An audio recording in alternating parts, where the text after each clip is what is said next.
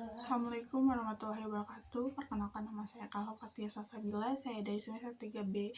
Saya mengikuti program pertukaran mahasiswa Fakultas Hukum Universitas Surya Kencana dengan Fakultas Hukum Universitas Juanda Bogor. Di sini saya akan mereview pertemuan ke-13 Hukum Tata Negara dengan dosen pengampu Bapak Dr. Haji Ahmad Jaka Santos, SHLLM.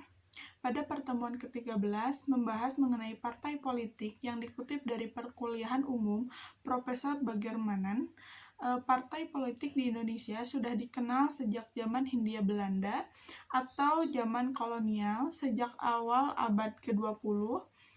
Misalnya Inispastri yang dipimpin oleh 3 serangkai yang sudah menuntut Indonesia merdeka. Ada juga organisasi yang bukan partai politik tapi sangat berpolitik. Misalnya di negeri Belanda, Perhimpunan Indonesia yang dipimpin oleh Dr. Sukiman, tapi sangat terkenal ketika dipimpin oleh Bung Hatta.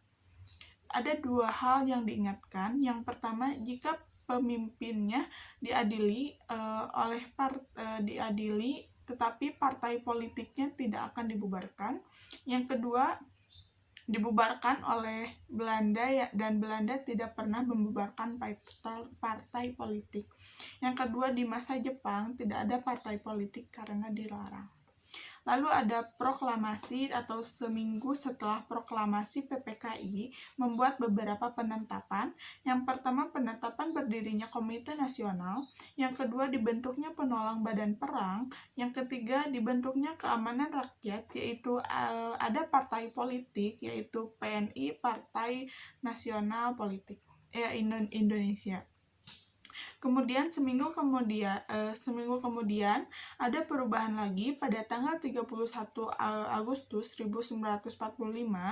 Lalu pada tanggal 3 November 1945 ada anjuran pembentukan pendidikan partai politik karena berkaitan dengan hal-hal berikut. Yang pertama berkaitan dengan maklumat Presiden tanggal 16 Oktober nomor 10 tahun 1945 di Bogor. Yang kedua berkaitan dengan maklumat pemerintah pada tanggal 14 November 1945 tentang pembentukan Kabinet Syahrir.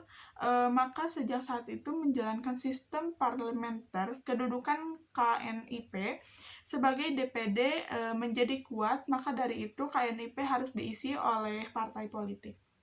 Kemudian sistem pemerintahan yang dipimpin oleh Presiden menjadi pemerintahan yang dipimpin Perdana Menteri yang bertanggung jawab kepada Parlemen atau DPR. Sementara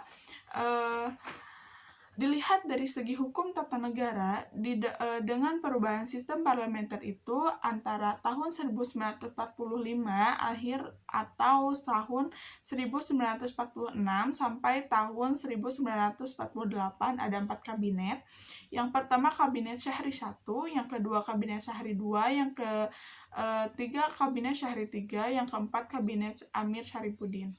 Maka terjadilah stabilitas pemerintahan sistem parlementer dan sistem partai banyak atau multi-partai sistem. Lalu pada tanggal 17 Agustus 1950 RIS bubar menjadi Negara Kesatuan. Ketentuan RIS ini diubah menjadi Undang-Undang Dasar, sementara pada tahun 1950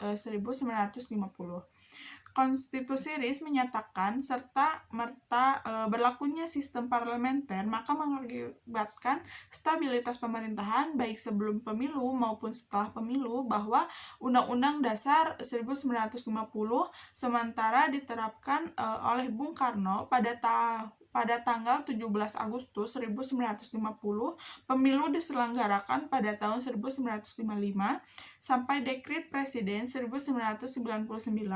Terjadi instabilitas pemerintahan, ada 7 kabinet antara tahun 1950 sampai tahun 1959.